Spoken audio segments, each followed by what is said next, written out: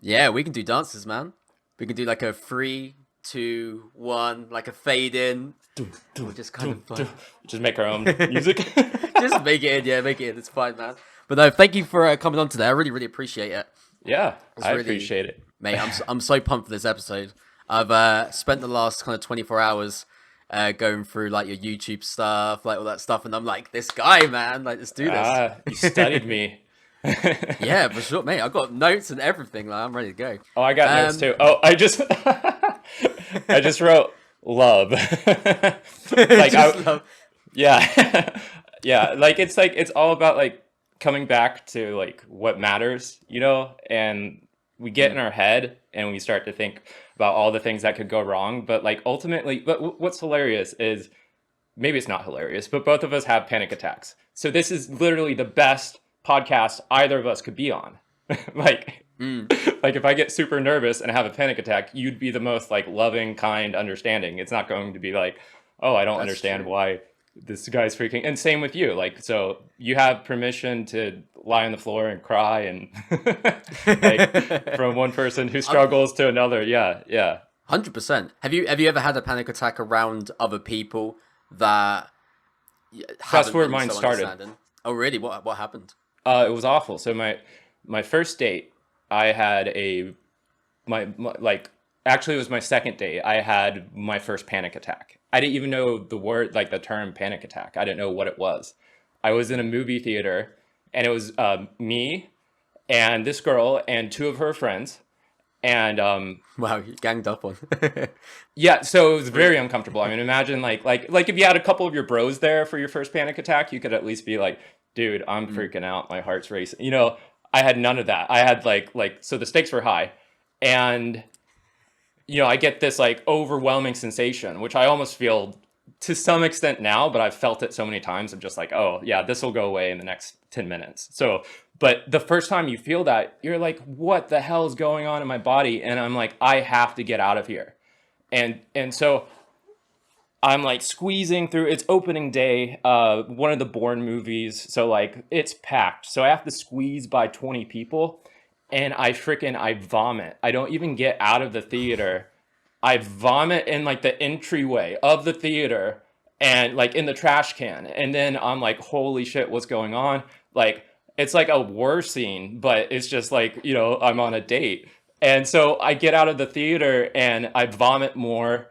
I finally get into the restroom and, I'm sick to my stomach. And like I was calm afterwards, but I had vomit on my t-shirt. And I'm like, dude, this is a disaster. Like I can't wash this off and go back in. Like I'm this is just horrible. yeah, Like it's abort. draw the line Abort. there. So I go and I call my brother up, and my brother's like, dude, I can't pick you up. So I'm literally like, this is the most traumatic thing that's ever happened to me. I'm sitting outside of the movie theater. I have to like text this girl and tell her, tell her what's happening. And my brother won't pick me up. And I'm just like sitting in my own vomit on, like on the sidewalk. So that was my first panic attack. And Mm, there's a lot of physiological elements that come into play. Like I didn't eat because I was rushed to get out the door. So I was trying to eat, get something on my stomach. I had a frappuccino, so I had like probably Dr. Pepper and a frappuccino on my stomach. And granted, I'm like 16, so I'm an idiot, as any 16-year-old is, so like it could have happened to anyone, but it happened in such a traumatic way that I then had like post-traumatic stress disorder just from that situation on top of potential like general anxiety. And a lot of mm. people struggle with general anxiety, but what I've noticed is like from a lot of stories, most people have like how did you have your panic attacks? Because it sounded like you had a lot of them. Did you ever have them in public? It was actually after I had a car accident about 4 or 5 years ago, and I was like, I went home, Mm, and then like the police took me home. Car was written off, obviously, and like for the yeah. next 2 days, I was like, huh, like I feel really good. Like not really good, but like I feel fine. Like I can just go. I had a few days off work, and I was like, I could probably go back to work. And I was like, well, I'll go to a friend's house first, and hang out for the evening. And we ended up staying over, and we were chilling in the garden, and then we went back inside, put a movie on, like chilling. We were like drinking a little bit, just like a few beers, watching this movie, and I felt like that pang, you know, when your heart starts racing and your stomach Yeah. kind of drops. Yeah, and you're like, I'm like, I can't fucking breathe in here. And like, there was a couple of people just like smoking cigarettes and stuff. Like, and so I was like, oh, maybe I'm just really stuffy and hot. And I went outside, and it was about what day? It must have been July time. So it's kind of summer, but there was like the moisture on the ground. What do they call it? Dew on the ground. And I laid there like in the wet, just looking at the sky, and I was like, "Oh my god, what the hell is happening? I feel sick. Like I feel like I'm gonna just pass out any second." And nobody knew. Like everyone came out and they were like, "Oh, you've had like 2 beers. How are you so drunk?" Blah, blah, blah. Like things like that. And I'm like, I do not know what's happening right now. So yeah, I definitely. There's been other cinema. I've been in the cinema as well. I think the cinema is a hard one because you don't want to get out. It's like you're in. You're kind of like a trapped feeling, which I think makes it worse. Right, right. Yeah. A lot of my fear is around being stuck, claustrophobia. So it's like public scenarios, really. And I try to explain this to people. It's like, I'm not afraid of these things. I'm afraid of having a panic attack in these scenarios. Like, I'm not afraid of going Yeah. to the cinema. Like, I'm afraid of like just being sideswiped. And it's not like I'm thinking about like, oh, the cinema, it's so scary, all the smells or sounds. Like, I'm not Mm. thinking that. I'm thinking like what if I randomly get sideswiped? Like, people don't understand how like panic attacks will just come on randomly and you have no clue what triggered them in a lot of cases. Like, so it's different than just being like afraid of public speaking or whatever. Like, it's very clear what you're afraid of with public speaking, but like being afraid of leaving your house because of a past experience, that's a unique kind of thing, because it's like it's almost like you're living in two different worlds, like one where you're a super confident normal person, and then another where you're just absolutely terrified, and you have to, so there's that like constant cognitive dissonance. It's like, Mm. am I this terrified little child in the fetal position, or am I this like amazing creator, like but psychologically, I think it had such an amazing effect. I think people that go through intense trauma and are able to process it, I think end up becoming so much more self-aware and also so much more like caring and empathetic towards others. Like Mm. I want to congratulate you. Like you've built such a lovely community online, and like I love your Discord. I love all the people you attract. Also, I should have asked beforehand, but I pulled cards for What's you. I this? hope that's okay. I can Sure. quickly read them. What, Okay, what are this they? one's Like great. tarot cards? What Kind are of, they? they're like affirmations. They're like affirmation Ooh, cards, and there's two different decks, and so they have different like cool. virtues or whatever. But you got authenticity, which is like perfect, and it says, "When I am authentic to who I truly am, I attract a kick-ass tribe of rock stars who vibe with me." Um, so I Yeah, thought that was I very like fitting. that. That's right on.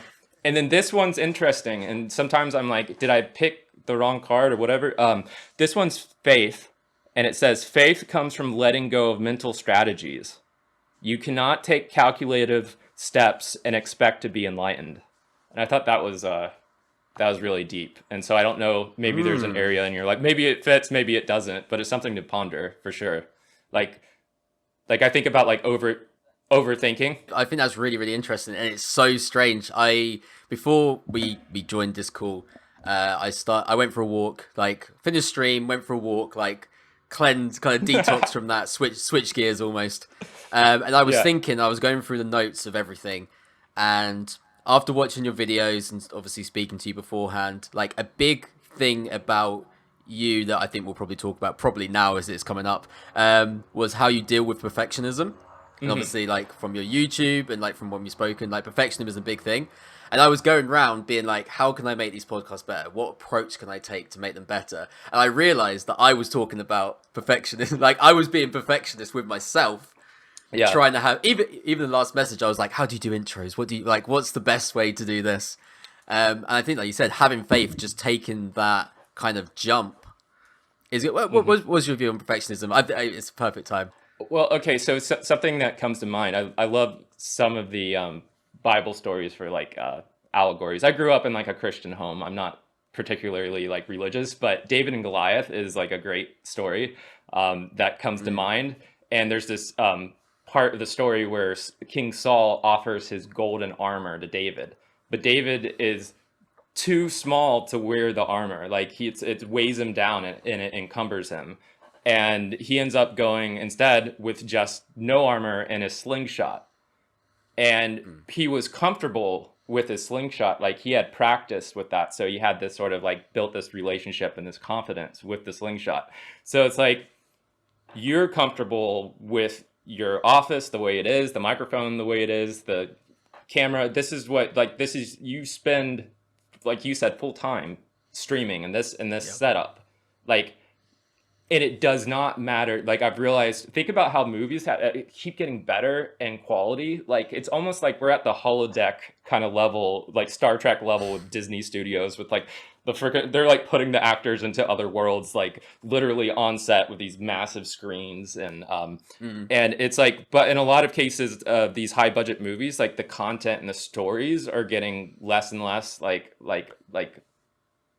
you know, it's losing that human touch. And it's like, I realize it's really ultimately about storytelling and communication, and like the visuals and the technology, sometimes it actually takes away from the story. I mean, it's amazing when you have both. You know, I feel like the new Mandalorian series and some of the Disney content is just like the culmination of perfection. It's like all the elements together. But it's better, if you were to pick one or the other, it's better to have authentic communication and good stories, narratives, as opposed to having the perfect setup. Like, this is my room. It's a yellow wall. It doesn't look that great, but you can kind of, like, it has some of my character in it. You can see I play piano. You can see, like, there's a yoga mat on the floor. It kind of, so it's authentic and real to who I am. And what I realized is, like, when I set up all the lights perfectly, I was like, by the time I had everything set up, I was like sweating. It took me like an hour to get all the microphones in position and stuff. And then half the stuff didn't work. And it made me realize that it made me come back to the question, like what is the main thing? Like, love. Like there's so many amazing YouTubers and content creators, right? Like, what makes me stand out? And it could be the fact that, like, I actually care about the people I'm creating content for. I think that's something we forget. Like, we're creating content for people. And I realized too, just in how I was approaching my channel, like, am I trying to show off just to, like, inflate my ego, or am I trying to encourage people to try new things? And so, yeah, so I realized it's so much better for me to go in with humility, because then people can go back to my first video and then they can see this, like, linear or gradual increase in, like, quality, and be encouraged. They can go back to my first video and they're like, well, I have a webcam, I can do that. But if I'm using $10,000 worth of gear, then that becomes intimidating, and it discourages people from starting. So basically, you being bad or me being bad starting out is actually better than being good, ironically, when it comes to, like, the sum total of good that we bring to the world. Just kind of for context, what is your history? So obviously you, this is for context for people listening. You do videography. You started when you were 14, 15, something like that? Yeah, 14. Yeah. What was, like, your kind of story from when you started to kind of now? Just to, like, what you said, you were using like $10,000 worth of equipment. Yeah. Well, my older brother was super creative. And I remember that, like, growing up, like, being very young, he would invent things. And so he was, like, always tinkering with electronics. And this was before we really had access to computers. I mean, we had computers, but they had, like, DOS, and, my mom used it for accounting. They weren't fun. Yeah. So anyway, like, he would tinker and create these things. And, like, he created this, like, pay-per-view system where he was, like, routing video from his room to my room, and would, like, write me messages on this little, like, plastic tablet, like, good morning, Joel, like, what video would you like me to play? And so he created, like, alarm systems for his room. And then, like, another thing that he did, which was incredible, was he had this guy up in a boat with a two-way pump, and he ran tubing into a snorkel and was underwater for over 10 minutes, like, just having this poor dude just pump him oxygen from this boat.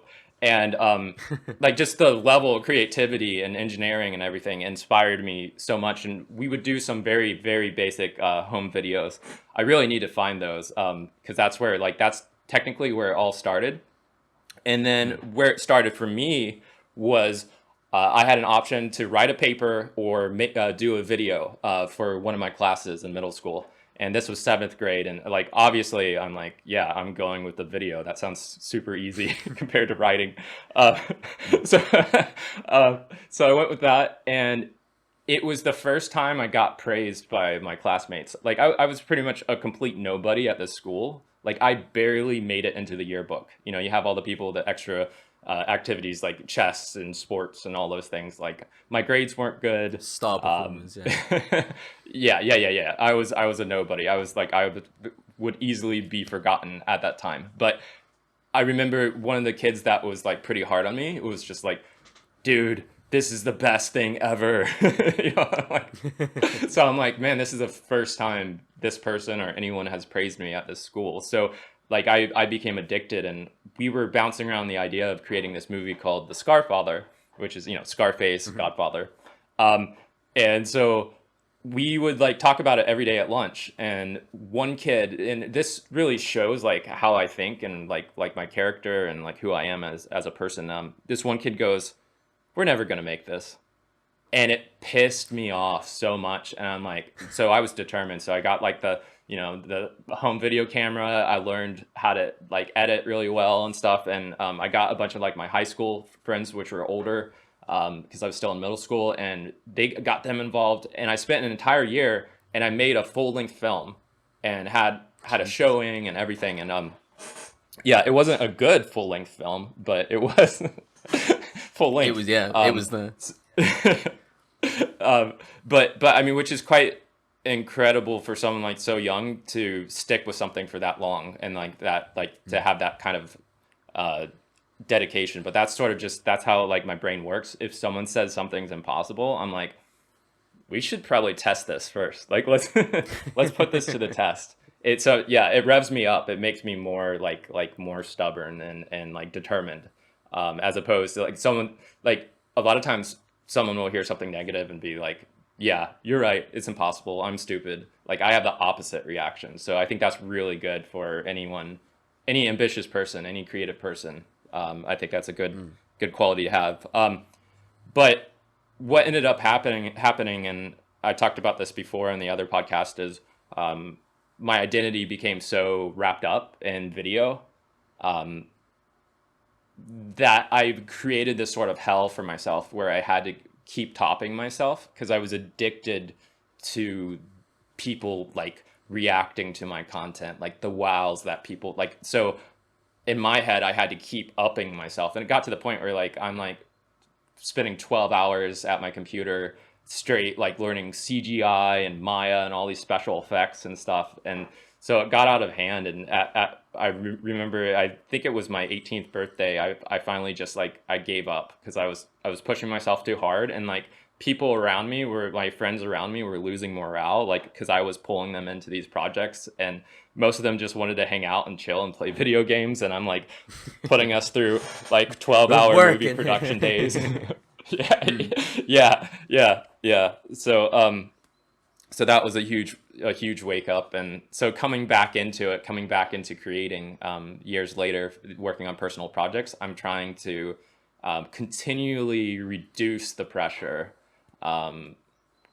because I know I have that tendency of perfectionism. So it's this weird kind of balance where I'm increasing quality, but not at the expense of my mental health. There's a lot to untangle there. You speak very eloquently about it as well. You can tell.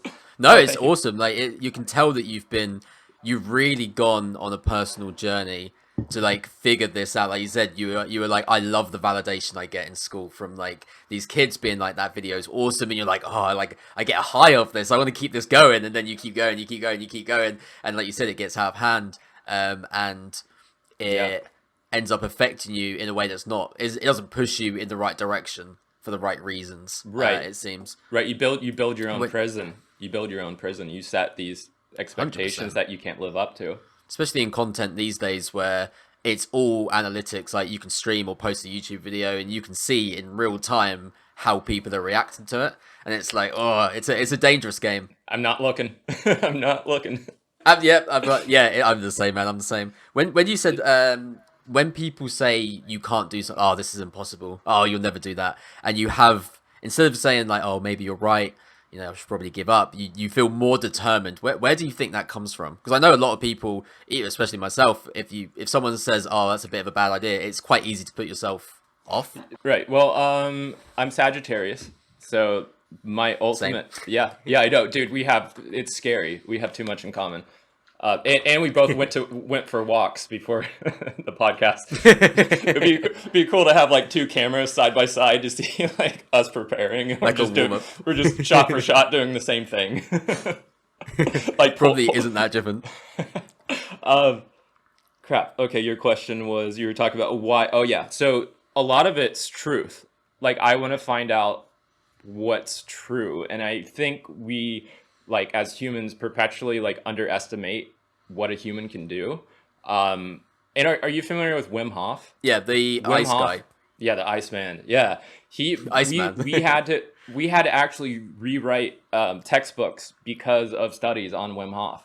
He was able to control his autonomic nervous system to such a degree and prove it scientifically during a medical study, like scientific study. And they had to go back in the textbooks. It said we can't control our autonomic nervous system. And I just think about it like, what if Wim Hof would have read that textbook and just assumed like oh, I can't do that. We wouldn't have the Iceman. He just wouldn't exist. Like, so one of the most dangerous things is just taking the lies that people project onto us, you know, at face value. And perhaps the reason why also that I double down is that I've had so many people say so many mean things to me, and I'm constantly in my head, I'm still fighting those things, like the verbal bullying. Like I had some person tell me, bro, you can't speak, like legit to my face, because I was having trouble pronouncing things. And then I had other people just like perpetually like making fun of how I sounded. Like when I describe it like this, like when I went through puberty, it was like I got hit by a bus. Like I got hit so hard and my voice dropped, and like I had to relearn like how to use my voice. And at the same time, my brother got kicked out of the house, and we had such a really, like, he was my best friend. And I went to this middle school. So it was like I went from homeschool, going through puberty, lose my brother in my life, and like I got made fun of and bullied so hard. So a lot of what I'm doing now is breaking down those lies. And you know, you have to double down to. And if you think about it, think about like Elon Musk. I know he's like a controversial figure, but he was bullied severely as a child, and so you kind of see being bullied and that personality trait where you're constantly in this conflict trying to prove like these lies wrong. And it can be good and bad. Like it can make you obsessive over your work, which is bad. But the good side is you can actually push in balance. If you have balance, you can push humanity forward. And you can, if you think about it, if you have a mental breakthrough and you share it with the world, the entire world has a mental breakthrough, which is insanely powerful. I mean, think about that. Like, Mate, I love it. The butterfly effect is Yeah. absolutely huge. Is absolutely huge. Like you said, if one person listens to this and they're like, "Shit, I could look at life that way," even if it's like sowing the Yeah. seed that might not happen until years to come, it's like, damn, that can make such. It's literally a life changing thing. Like anything can have that potential. And it may not even is be beautiful. you. It may like if you change but you don't quite get there, it may be your children, it may be your students, it may be your friends. So I think about that too with skill learning. Like let's say you pick up piano, and let's say it's like 4 times more difficult for you to learn piano than it is for another person. Well, you being dedicated to that craft, you may teach the person and get someone started who will be like like an amazing concert pianist. So like you pushing through your own insecurities could encourage someone else. So it's like thinking about things less about just like the more broad you get and the more you think about humanity, the more positive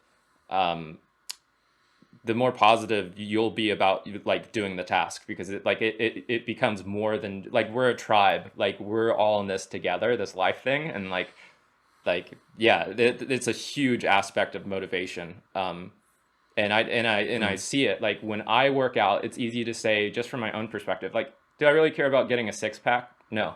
But like me working out is encouraging my parents and anyone in the neighborhood when they look out their window and they're like questioning, should I work out today or whatever, they're going to see me working out. And for some people, it may be the difference between life and death when it comes to like they may be severely dealing with some medical condition where they need to exercise more.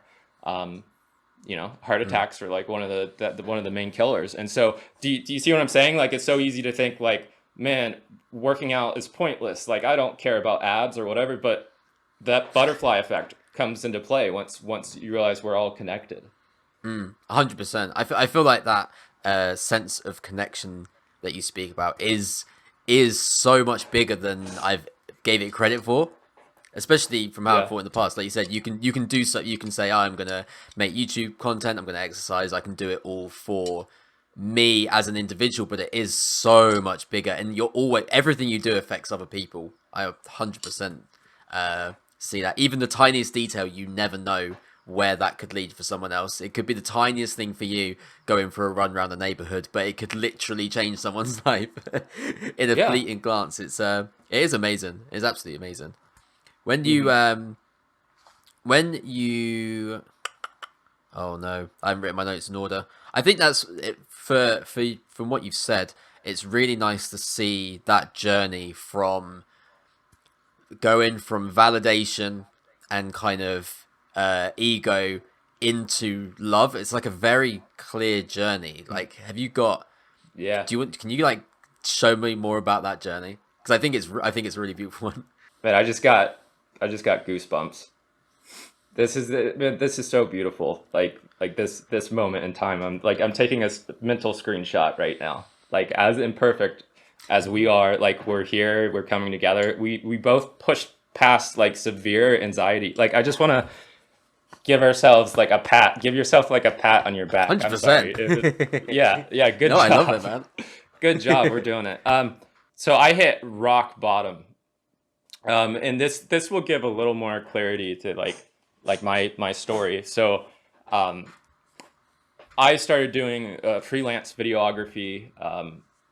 Really, I started at a very young age, but then I sort of got sidetracked with like high school and college, and then I went back to it, and I ended up bouncing back. Like, I was never really doing well. I always had my, like, I was thinking about like grandiose movies, and I wanted to be a filmmaker and things Mm. like that. So I always hated like editing weddings, and like I'm like, this is bullshit. This is a waste of my time. So that was sort of my approach, or like my viewpoint. And so I was never really good. I was always like I had one foot on the dock, which was my work, and like one foot in a boat, and like I was constantly being pulled Mm. to these like awesome creative things that I wanted to do. So, um, and I did that. So for years, I've been a freelancer, and I've done mostly video. Then I got into web design because I was fixing a website for one of my boss's clients, and I'm like, whoever made this site was an idiot. Like, they didn't compress the images. The images are like 10 megabytes. This is awful. And I found out the site cost more than I made in a year. And I'm like, I want Jesus. to learn web design. Yeah. So, Mm. so, there was like two threads, at the same time, because one was like money, but the other thing, I was also learning like Arduinos and electronics and stuff. And actually, I don't know if I can even hold it up, but like, so programming was this beautiful creative thing, like the engineering, which sort of connects back to like my childhood with my brother, like that passion for creativity through like electronics and Mm. engineering. Um, but it was also just to make money, and so, which is definitely like a miserable kind of pursuit, I think.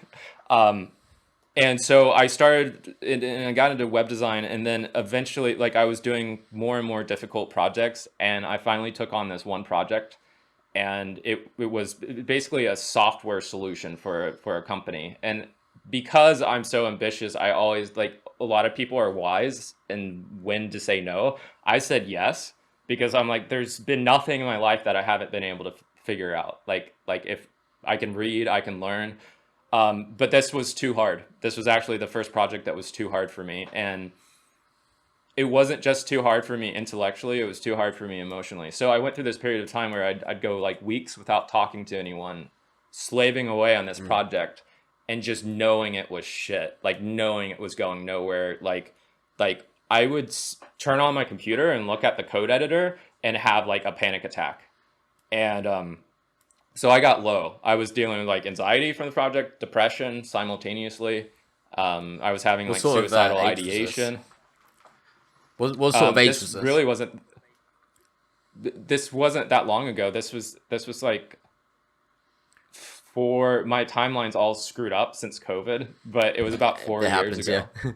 So this was, like 27, 28. So it's like over the last kind of 14 years or so, you've been like working. You're like, I can do. It's kind of like an unstoppable feeling. You're snowballing. Your momentum's building. You're like, yeah, anyone who challenges me, like I can do this. I'm challenging myself, and you kind of hit this roadblock, and you're like, wait, what? Yeah, it's almost like if there is an enemy, if there is like a mastermind, prime evil, like Satan, like designing things to like torture us, it's like this project was like designed in the pits of The hell to be one. by Nemesis, my bane, and that's at least how it felt. And really, what it did is it pinpointed all my weaknesses. Like I procrastinated, I had negative self-talk.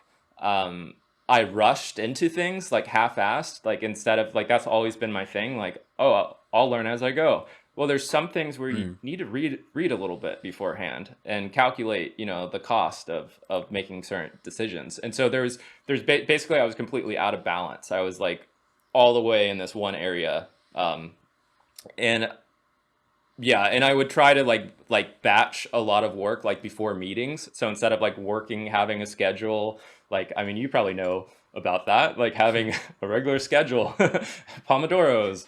Instead Learning, of doing learning. yeah, I would try to do it like a college student and just like the evening before the due date, do as much as possible, and that was killing me, and yeah. So that being said, I hit rock bottom, like to the point where like I couldn't even get out of bed. Like I'd wake up and I'd be like, "Yep, no reason to get out of bed." And so severe, severe depression. And I ended up trying everything. And actually, interestingly, I listened to a lot of podcasts, so it helped a lot listening to like Joe Rogan and getting like different perspectives from experts. So I tried everything from like exercise, meditation, psychedelics. I did literally like dietary changes. I did everything I could think of. And the number one thing that ended up changing me the most was meditation. And so this is a huge topic. Um, but I did two. See, meditation is so broad. Like, what does your meditative practice look like? Oh, it varies all the time. Okay, cool. Like all the time. I think personally, it's when, especially like I said, when there was like a car crash and it was panic attacks. It was very much like a daily practice, very strict, like guided breath work, like that whole Wim Hof as well was that was the kind of age I was introduced to him. Right. Trying everything and just seeing what works. And like nowadays, it could be sit down, do like a 20-minute guided practice, or it could just be I stand in front of the mirror and do 3 breaths, Great. or before I go like in bed, Yep. just close my eyes and just be present for like 2 minutes. Hmm. Do you know what Yeah. I mean? Yeah. So I think it varies. Once you know the Yep. techniques, for sure, it varies. Yeah, no, that's awesome. That's kind of how it looks for me too. But something that people may not be aware of. So I started meditating a long time ago. I mean, I've had panic attacks for so long. So obviously, like people suggest mindfulness and meditation, and Mm. so I started with like simple mindfulness exercise, meditations, and I would also do I would focus on like happiness or a certain like positive emotion until I started to feel that emotion, and it was helpful but not life changing. So that's like I Mm. probably started meditating, like my first time meditating was maybe like a decade ago or so. Now, one of my therapists I went to, this is 6 years ago. He was a hypnotist, and I didn't know beforehand, and he hypnotized me. And I remember going into his office in this sort of negative state, being anxious or depressed, and then leaving.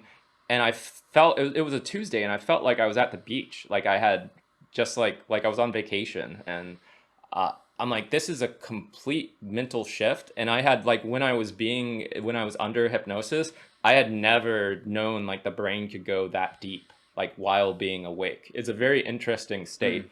A lot of people call it like, it's where it's almost like a dream state, but you're fully conscious, but it's not as far as lucid dreaming.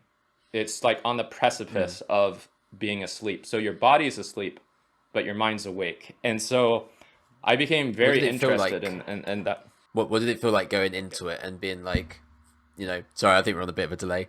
Um, when you, what did it feel like when you were kind of going like transitioning into it? I know a few people that have been hypnotized for like to stop smoking and things like that, and they say it's very similar. Like you kind of come out in this strange mindset that's Right. very Yeah. peculiar. Yeah. I want to sort of, it's been so long ago that I can't remember exactly what it felt Mm. like going into it. I can describe my current meditative practice though. And this is what I found moving forward.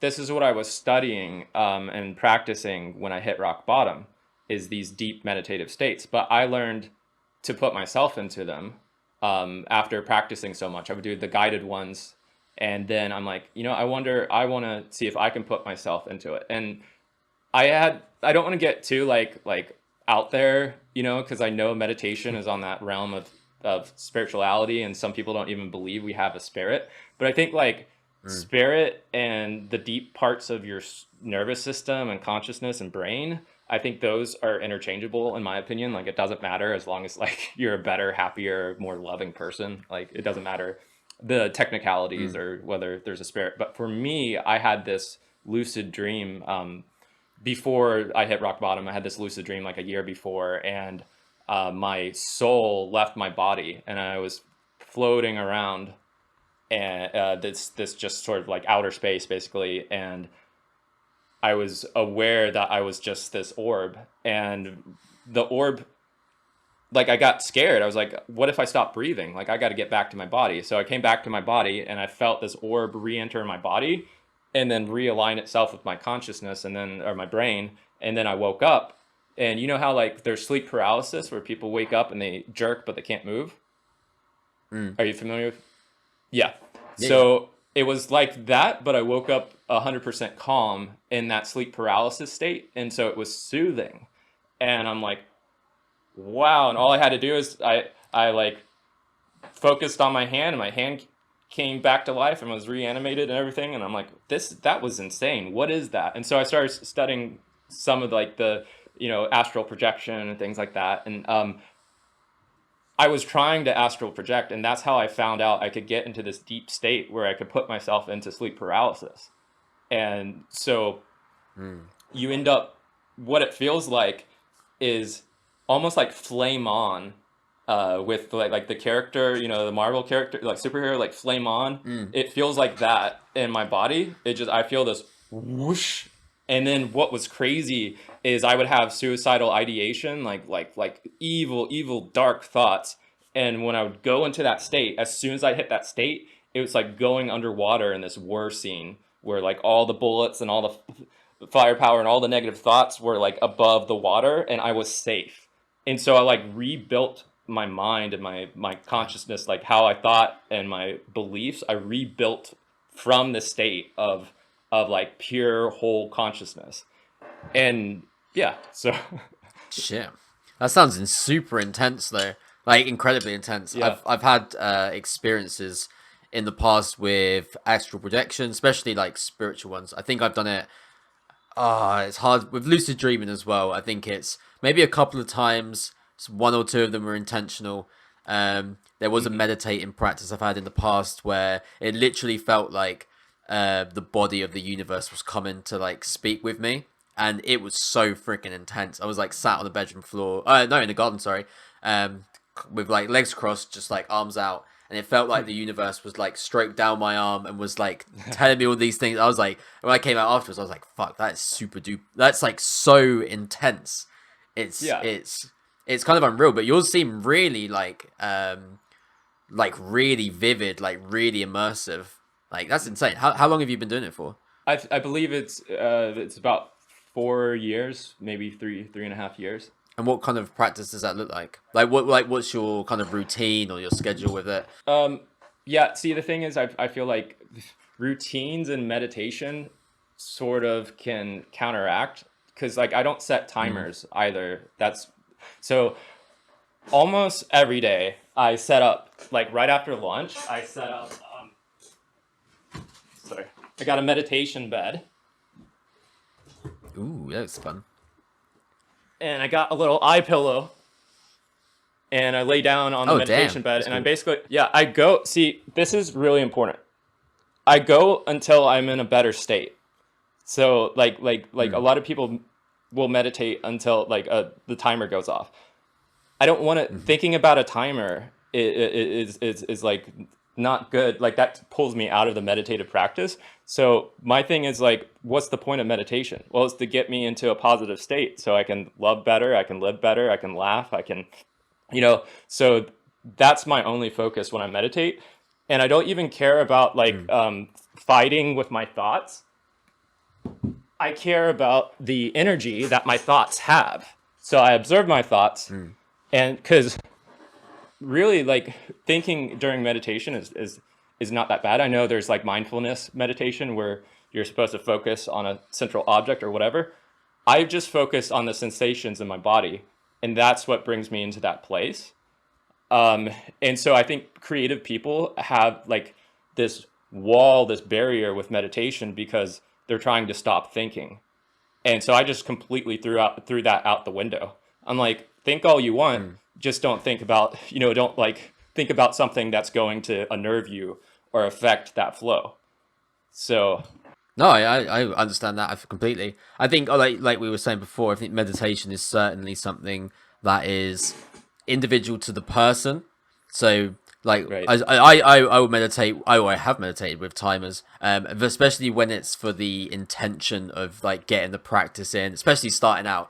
I think it's really good to have that. But it sounds like you've got a really you're really diving into like your own way of doing things, which is really reflective of what you said earlier when you were like, when people say stuff, I'm like, is this true? Like, is this right? When people are saying this is how you meditate, you can do a guided meditation, you can do breath work, you're like, well, let me experiment it a bit with myself and just see kind of where this goes. And you seem to be unlocking this kind of deeper experience with it. But do you ever find that deeper experience is scary? It sounds intense. It sounds scary as hell. Like, No, it feels like perfect peace. It's like I don't really want to come out of it. It's just I've had the scary experiences where you start seeing visuals and you're like having trouble processing, but it's not like that. It's just like picture like being on the shore. Like I don't know what your happy place is, but it's like literally it's the most peaceful, calming place. I'm not like overly excited. I'm not worried about anything. Oh God, it's just such. I want more people to be able to experience that on a regular, because it's like it's literally like I'm here now because of that. Like think about that. Like I could have taken my life or just not done anything positive with my time if not for that. Now, it doesn't have to look like there's a lot of like don't be intimidated. It's like you don't have to become a master meditator to have like a lot of benefits from meditation. So I'm not trying to like be like, yeah, you have to meditate for and throw away the clock and blah blah blah. Like I don't want to like force people to meditate in a certain way. I'm just saying never assume you've hit the peak benefits of meditation. Like always like people try things, they pick it up and then they put it down and they don't figure out like they don't tweak the parameters and explore enough to really hit on the thing that works. You see what I'm saying? Like I think that's it. That applies to, well, a lot of what you've said, especially with I can, in my mind I can see it so clearly because you talk about sort of perfectionism and exploring, and then with meditation it's the same thing with yourself. It's the same thing. Like you're always looking for new ways of doing things. You don't want to be like, even when you hit like a good level of meditation, you're like, okay, I found this blissful state. You're like, well, actually, that might not even be it. Like, you could so easily be like, okay, cool, I'm in this place now. I'm happy. I'm peaceful. I've put the suicidal thoughts to the side to whatever degree. You know, I'm healed now. But you're like, well, actually, there could be more to this than that. So I'm going to keep going. I'm going to keep like mixing it up. Oh God, there's so much more. It's like this continual self-referencing pattern, or like an onion. It's just like layer after layer after layer after layer, and you keep going deeper. And that's with everything in life. But I want to share also like a practical. I was doing that form of meditation, but I was also doing something else that's really important that I have to share. I would kayak, and while kayaking, I would kayak out to this island every day, and I had this thought like, if you kayak out to this island every day, you will reach enlightenment. And I was pondering that thought, and what I ended up doing every time I kayaked, I would think about people that hurt me, and I would forgive them. So I would practice a forgiveness meditation, which is just going through people in your past that have hurt you, and you start with the easiest, and then you progressively get to the people that are like much more difficult to forgive. But it was almost like all my bitterness and stuff was like coming out and falling into the water. That's how like I pictured it. So, and I would do that. I would do that daily, and so that's something like anyone can practice forgiveness and do that. You don't have to have any meditative experience to go through that. And I think probably the hardest person to forgive is always yourself. So eventually, that's the boss battle right there. It's like loving other people can be easy, but like loving yourself, that's a tough one. What was your experience with that? Because I know exactly what you mean, especially at certain points of your life, whether it was a date in the cinema or it was doing a software development thing that you're kind of failing that. Like there must be a huge amount of pressure to be able to forgive yourself with that. I know when you have like the darker, kind of more suicidal thoughts, it's really, you're like, why am I thinking about that? Why am I thinking about that myself? Or when you're going out the house and you're like, oh, if I go to this situation and I have a panic attack, I'm going to look stupid. Like, and then you have all the shame and the everything that's related to that. How did you tackle forgiving yourself? Tackle is probably the worst word for it, but how did you approach forgiving yourself? You gotta tackle love, son. Body slam. Tackle yourself with hugs. Take it now. Yeah, that's such a good question. I think one of the other meditative properties that you learn to develop is changing your perspective, like stepping outside of your narratives and seeing yourself. Like we were given our bodies. Like I didn't like, it's not like a video game where you get to pick. Like you're just thrown into this blob, or blop, should I say, and you have to figure out like what you're doing with the attributes you've been given. And most of the things, if you think like my predisposition to depression and anxiety, that wasn't my choice. That was genetics. And so that's a long strand of, going back thousands of years, billions of years, and it's not my fault. So what is my responsibility is what I do with what I've been given. And so I think being able to forgive yourself, first, like it's good to be able to forgive other people. And like one of the things that stood out to me is I had someone have a panic attack and throw up in front of me. And I realized it wasn't that, like, I just had complete mercy, and it was like, I felt bad for them. I felt embarrassed for like I'm like, that poor dude, like he must be really embarrassed right now. And so in other words, changing your perspective can change everything, like stepping outside of yourself and kind of really like thinking about yourself as a different person. Like, how would you feel knowing everything you've been through? Like, I was doing the best I could do with what I had at that time. That was the best I had, which was, wasn't good enough, but it was the best I had at that time. So I have to forgive myself. Now, at this time, if I didn't live up to, if I made the same mistakes, then I would be upset with myself. But I'm really not upset with myself, because I think I was making what I thought were the best choices, even though they were far from optimal. So yeah, I hope that helps it. Yeah. Only in hindsight were they kind of not optimal, I guess. Like you said, it's hard to it's definitely hard to see well, I mean, hindsight's 2020, isn't it? Like you said, you're making decisions and you're trying and you're learning along the way as well, which is very. Hmm. It's I think making the mistakes and going through those hard times are very important in the sense that like if you make a mistake, if you hurt someone or you hurt yourself or you make a poor decision, it's very easy to beat yourself up about it. Whereas it's like you kind of have to make that poor decision, you have to make that mistake, otherwise you can't grow and step into the better version of yourself. Yeah, yeah. So that's the other meditative practice. I feel like I'm like a record. Like, that's a meditative practice. You can meditate to that. Have you tried meditating to this? Or like a stoner, like, have you had pizza while high? Have you had this one? Have you listened to Rolling Stone? No, But I think it's brilliant. Like it's awesome yeah, because abs- it's so important for you to it's your experiences with life, and it's obviously done a hell of a lot for you. Like obviously, some people will listen and they'll say, "Oh, meditating like it wasn't for me," and like, it's fine. It's the fact that it has had such a big impact on your life, which makes it so interesting to listen to. And like it plays such a pivotal role yeah, for you, helping you address all these kind of situations and experiences that you've been in. right, right. You want to hear something awesome? I Absolutely, absolutely. why not? Say It's a less. podcast. I was terrified. I almost canceled this podcast. Sunday, I was in such a dark state. It was probably the darkest state I've been in like maybe 4 years. And I literally like I got into this unnecessary argument with my mom, and like I got up. I had to like leave the house and go for a walk, but I ended up doing this loop. And as I was walking, I realized I'm like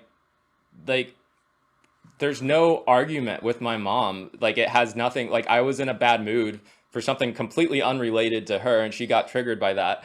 Like this is not something worth dying over or fighting over, and so I ended up like stopping by the store and picking her up a little snack and like coming back. So by the time I just did a loop, and by the time I came back to the house, I was in such a better mood. And what I realized, I'm like, this is the perfect opportunity, being in a bad state of mind and wanting to like bail out on this podcast, because I can practice all the things that I say I practice and see them work, and then talk about that. I'm like, this is not like, so a lot of times the obstacles actually turn us into these like parkour gods. Like it's not like the obstacle's not in the way. Like the obstacle is the way. It's what makes you like, it's what Ooh, makes you that's you. cool. Yeah. Yeah. Yeah. You can put that on a t-shirt or whatever. I think I think it's a book, isn't it? Obstacles the way. Some I can't remember who wrote it. Ryan, someone. But I think that's powerful. I think, like you said, the obstacle is very powerful in enabling you Yeah. to, like you said, practice. It's like it was almost like a curveball from the universe. You're like, I'm in such a bad mood, and it was like, oh, actually, I can use this as an opportunity to then like better myself as well. What do you think Right. the process was from going from you're being in a bad space, you've had an argument with your mum, you're going for a walk. Like I know a lot of people that get into a lot of dark places, and it can take hours, days, months, maybe even years to get out of that dark space. Like how do Yeah. you pull yourself out of that? Like what's the process of realizing that you're in this state and then being able to come back out again, or at The least find the peace? the first step is to always stop. Like stop. Like take a moment, and you have to, that's just something you have to practice over time. So stop and recognize the state you're in, and recognize the emotions and observe the emotions. And this will sound familiar because it's like in every guided Be present. meditation. To be present, come back to the moment, observe your emotions. And the thing is, like, a lot of people, I was having this conversation with my mom. My mom's a yoga instructor and stuff, and we have some really deep conversations. But we were talking about like, what should you do with emotions, and I was like, you don't want to ignore emotions, because emotions can tell you things. But you don't want to believe what your emotions are telling you.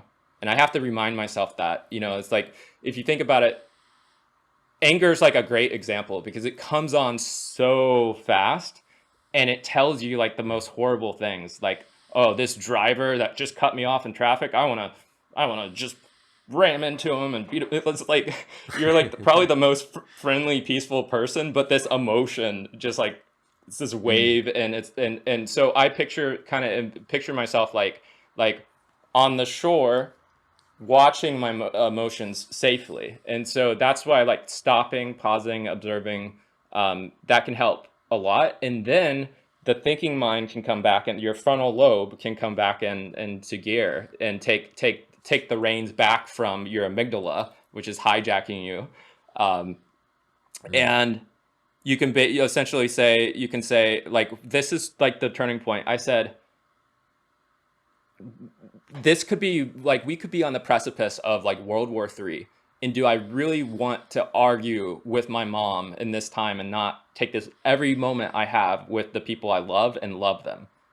And so it was almost like a William Wallace kind of like battle cry. Like I'm taking a stand, and I'm not letting these emotions take over and ruin a relationship, a friendship and relationship with someone I love dearly.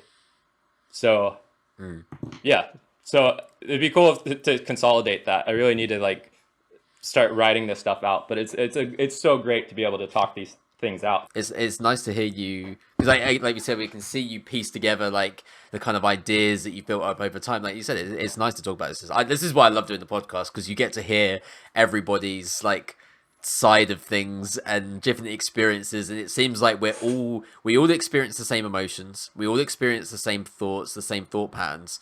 It's just how we perceive them and our experiences with them and what causes them that like differs, which is what I find so interesting about this kind of thing.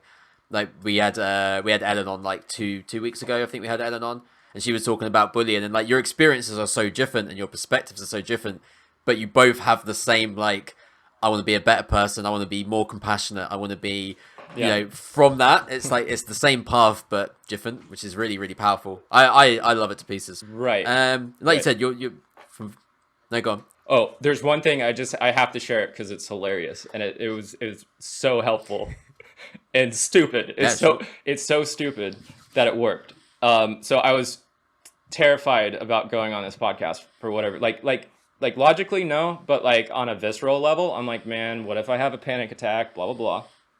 And so, like 3 days ago, I went to this store, and I don't know if you get this when you get anxious, like you're afraid of like fumbling or dropping something, like when you're paying for your food or whatever at the cash register. And well, 3 days ago, I like dropped the change, and it was like this big awkward thing. And then like my hands were sweaty and like trying to pick up the quarters.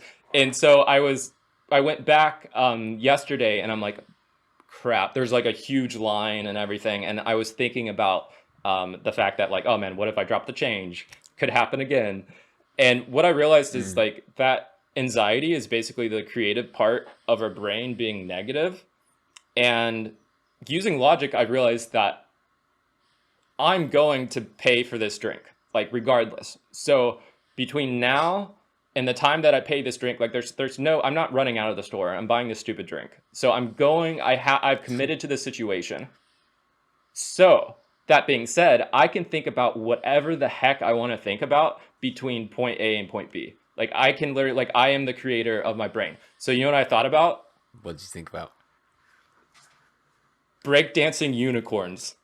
Because why not? So I'm like, I'm going to take two preposterous, crazy things and put them together, and then do a little like creative visualization. So I was like picturing like a unicorn in a tracksuit, and I'm like picturing like the different dance moves. Like maybe like instead of a head spin, they would do like a unicorn spin, like on the horn. On the horn. Yeah. And before you know it, like I was out of the store and I didn't drop the change. And I'm like, man, so basically like we have the ability to think about whatever the heck we want to think about. And if you've already done everything you can do, like you've gone for your walk, you've gotten your vitamin D, you got your microphone set up, you've done everything in your power, the best thing to do is just to think about something you enjoy thinking about. Like stop thinking about the thing and dreading the thing, because that will only increase the odds of that thing happening. You see what I'm saying? Like Yeah, no, for sure. If you're thinking about it, you're kind of giving intentional thought to that thing, whatever it is, whatever you're anxious about, and you're kind of perpetuating that. Are you a believer in things like law of attraction and things like that? Oh yeah. I mean, like manifesting energies? It's creepy. It's creepy how that happens. There's definitely some like subatomic particle like thing happening that magnetizes common thinkers and attracts things for sure. It's almost too um it's weird. I go through phases of like believing in it and having faith in it, and this probably ties back in with the card that you were saying. Right. With with like going believing in it, and then there's other times where I'm like, no, that can't be the case. But then I'm like, I'm kind of like trying to figure out how I feel about it. Like you said, probably too calculated. Probably just having faith in it would be would be better, like the card suggests. Yeah, well, if you can't prove something wrong and that thing makes you like a happier, better person, like logically you should believe in it. Like if it increases your Yeah, like, why performance, not? like if holding that like that lucky charm increases your performance, it doesn't matter whether it's lucky or not.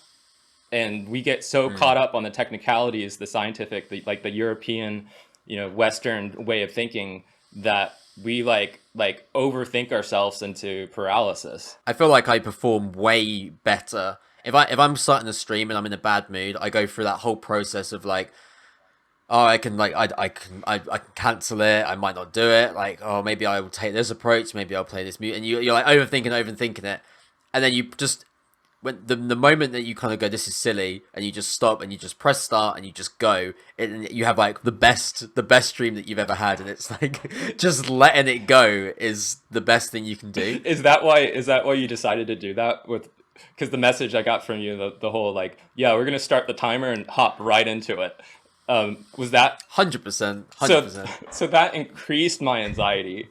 I'm like, oh my god, like because I feel like I have to Yeah, like it's a prepare pressure. people, like warning, like I could have a panic attack and all. Like I feel like I have to do all this preliminary, like apologizing and stuff like that, and so that terrified me. But I feel great. So It's so easy when once you're like in the flow. It's like, oh, it's nice. I feel like content wise with intros, it's very like how do you start a podcast? So I'm like 3, 2, 1, bam, let's go. And I find that really works for me, and it's working for a lot of other people as well, which is nice. When you said you feel like you have to do this preliminary thing, you have to apologize for it and things like that. Is that still something you deal with? Well, I mean, obviously, because you were going to say it to me, I'm assuming. Um, is that something that you're kind of working on? Because from what you said, it's not something that you need to be sorry for. It's just how things are. I think it's a big stigma for sure. yeah, I mean, I think I have some negative habits that I'm still working through. I mean, there's like I said, onions. We're onions. There's so many layers to process. Nice Shrek reference. Yeah, yep. Ogres are like onions. Yeah, but dude, breakdancing unicorns. If one person uses that to calm themselves down when they're anxious or like do better on a test or something, I'm gonna be like so ecstatic because it legit got me out of a negative space this morning and so ready and pumped for this podcast because it's just so stupid. It's just so random. Like, isn't that weird? It's like flipping the script. It's like your brain's like, we should You be worried almost right now. We should be sweating. And you're like, breakdancing unicorns, let's go. you're well. I mean, you're literally just having fun with it. You're like taking a negative situation and being like, you know what? I'm just gonna relax and have fun. Breakdancing unicorns. There we go. Like it makes it so much. And the fact that it works as well, you're kind of positively reinforcing that you can just have fun with it. Yeah. It's kind of stopping that overthinking mind. That's brilliant. That's absolutely brilliant. I've really enjoyed talking to you. You too, man. I've got one more question. It's a question that I'm asking everybody. Are you ready? Yes. It's if you could speak to your younger self, any age, you can go back any age, with how you are now, and you could speak to your younger self. What would you say? It's all okay. It's all okay. Oh, that's a nice one. Nice and simple. That's a nice one as well because you wouldn't be where you are today without going through everything that you went through. So it's just like just keep going. Yeah, and not it's going to be okay. It is okay. Like it's all perfect. What's the difference to you? Expecting your happiness to come around the corner over the horizon. Um, Chasing the feeling of peace instead of cultivating peace. Growing peace in your garden instead of leaving your town to find peace. I think that's definitely a big one, especially with mental health where it is sort of today, and more people talking about it. It seems very common that it's like, if I meditate now, I will feel better in the future. If I meditate now, if I go for runs and I exercise now, I'll feel better. If I start making content, I'll feel better once people start responding to it. And it's like, well, actually, no, as we're doing now, like, it's just fun talking to you. When you meditate, you can be peaceful right here, right now. I think that's really, really powerful. Yeah, it's super powerful. I mean, it's the core concept that's changed everything in my life. And if anyone gets anything out of this, I hope they get that. I hope they have a tiny oasis during this podcast, because I know so many people are suffering right now, going through college and like worried about the future and worried, like ashamed about their past. So I just want to make people suffer less. I mean, you brought up on the the live stream, like, life is suffering. Like, people are going through so much darkness. So to be able to be like a tiny light, maybe an imperfect, flashing, blinking light. Bit of a strobe. Yeah. Like, if I could be just a little light to like someone in darkness, like that's all I need. That'll keep me going. That'll keep me creating and moving and waking up. If you could summarize for someone who is having an oasis moment, who's just kind of tuned in and just relaxing, listening to it, if you could send a message to someone in that oasis, kind of summarizing how you feel, or like a takeaway, what would you say to them? I'm confused about that question. So I'm talking to someone who, like, I'm explaining the oasis to them, or they're in the oasis, and if they're in the oasis, yeah, as like a summarized takeaway of how to come out of this podcast and just kind of see things, maybe like a simple actionable takeaway from your own experiences. Well, something I hear, like, when I go into that place is like, welcome home. Like, this is a place where no matter how chaotic your surrounding environment is, it's a place I can always go to and you can always go to. So welcome home, like that. You can always go back to that place and build a nice home for you to escape to when you need a breath of fresh air. And that's where meditation, or whatever that looks like for you, it could be drawing, whatever it looks like, build a nice home that you can always return to. That's beautiful, man. I think that's really, really powerful. I think even, like you said, a simple playing instruments, drawing, learning a language, even watching something, or just sitting in the garden, like a literal garden or a figurative garden, or both, is a beautiful, or both, yeah, both at the same time. Why not? That's really, really beautiful, man.